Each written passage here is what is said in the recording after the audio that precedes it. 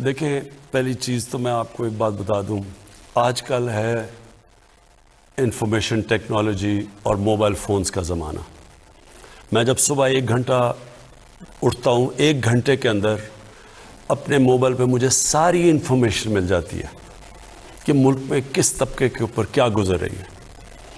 तो मैं आपको फिर से ये कह दूं कि ये सबसे बड़ा मेरे लिए, अगर आप कहना कि एक चीज़ जो मुझे कई दफ़ा रातों को जगाती है, वो सिर्फ महंगाई है। और महंगाई का सिर्फ मैं अब आपको समझाना चाहता हूँ कि देखें, मुझे कई दफ़ा बड़ा अफसोस होता है, हमारे पास बड़े अच्छे अच्छे इस मुल्क में सहाफ़ी हैं, हमारे पास हम बड़े खुशकिस्मत हैं कि हमारे पास एक ऐसी भी जर्नलिज़म है जो कि बड़ा लोगों को इन्फॉर्म करती है, लोगों को आगाह करती है मुल्क के सूरत हाल से। लेकिन बदकिस्मती से ऐसे भी हैं जो सारा वक्त मायूसी फैला देते हैं। महंगाई इस वक्त दुनिया का फिनोमेना है। सईदा प्लीज़ आप मेरी ज़रा गौर से बात सुन लें कि महंगाई सिर्फ पाकिस्तान का इशू नहीं है। अब मैं आपको बताऊं, 2 किस्म की महंगाइयाँ हुई। एक तो जब हमें हुकूमत मिली तो क्योंकि हमारा हम जो दुनिया को एक्सपोर्ट कर रहे थे और जो दुनिया से चीज़ें ख़रीद रहे थे, उसमें इतना बड़ा खसारा था कि पाकिस्तान की तारीख में सबसे बड़ा, जिसको करंट अकाउंट डेफिसिट कहते हैं, वो हमें मिला तकरीबन $20 अरब का।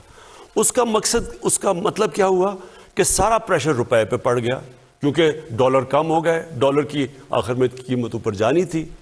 हमारे पास डॉलर्स ही नहीं थे कि हम मार्केट में फेंक के वो डॉलर की कीमत नीचे रखते।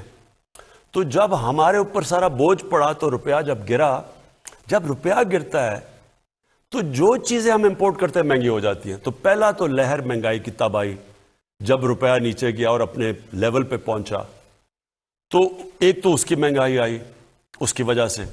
ये दूसरा ये महंगाई का जो आप आज बात कर रहे हैं ना कि साल पहले और अब में क्या फ़र्क है, मैं ज़रा आपको सिर्फ बताना चाहता हूं कि ये अब एक कोरोना की वजह से दुनिया के अंदर जो सप्लाई शॉर्टेजेस हुई, ये अब उसकी लहर आई हुई है। और इसमें पाकिस्तान अकेला नहीं है मुलव्वस इस महंगाई में। आपको ये पता होना चाहिए कि हमारे से वो मुल्क, अमीर तरीन मुल्क यानी बरतानिया की 50, उसकी सिर्फ 6 करोड़ आबादी है, हमारी 22 करोड़ है। उनका जो सालाना आमदनी है, जो GDP कहते हैं, वो तकरीबन 50 गुना है पाकिस्तान से ज़्यादा। अब उनकी अमेरिका की मैं इसलिए मिसाल देता हूँ कि हमने कोविड के दौरान जो सबसे ज़्यादा पैसा खर्च किया आवाम की भलाई के लिए, मदद करने के लिए, वो $8 अरब था। अमेरिका अब तक $6000 अरब खर्च कर चुका है। तो पहले ज़रा देख लें कि हमारी हालात क्या है, उनके क्या है। अब मैं सिर्फ आपको ये बताना चाहता हूँ कि इन मुल्कों के अंदर क्या गुजर रही है। पहले ये वर्ल्ड फूड प्राइसेस, ये इस वक्त दुनिया में 10 साल सबसे ज़्यादा महंगाई है।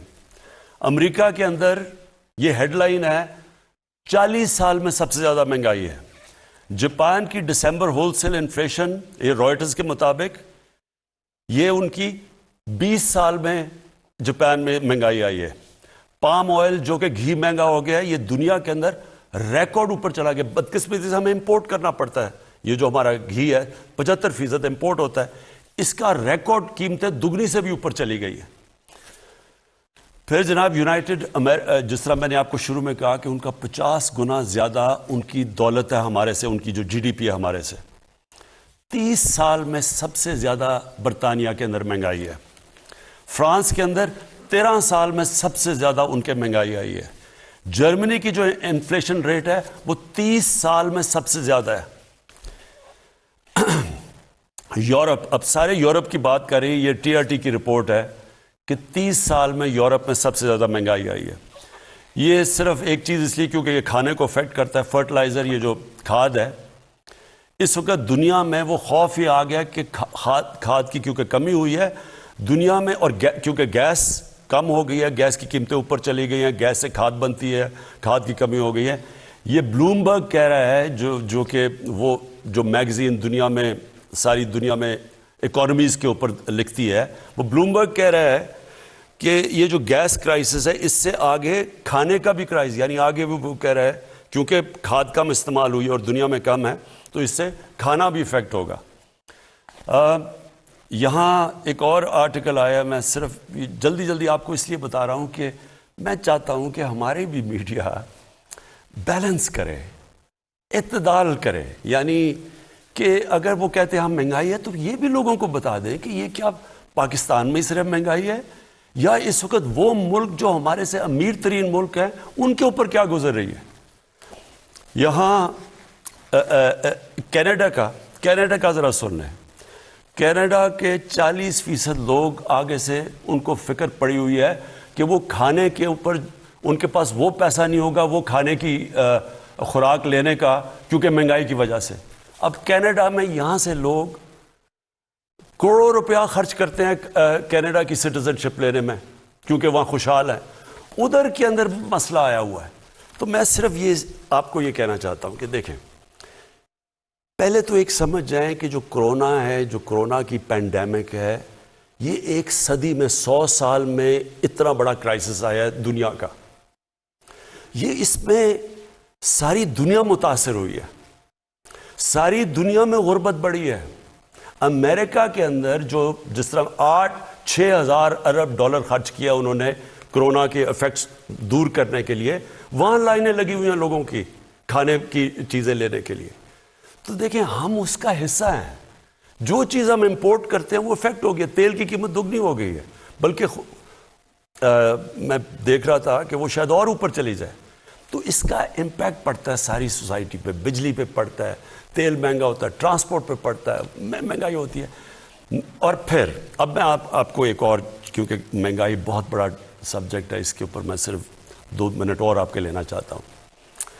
पाकिस्तान के अंदर सबसे ज़्यादा जो महंगाई का इम्पैक्ट कौन से तबके को हुआ है? तनख्वाहदार तबके को।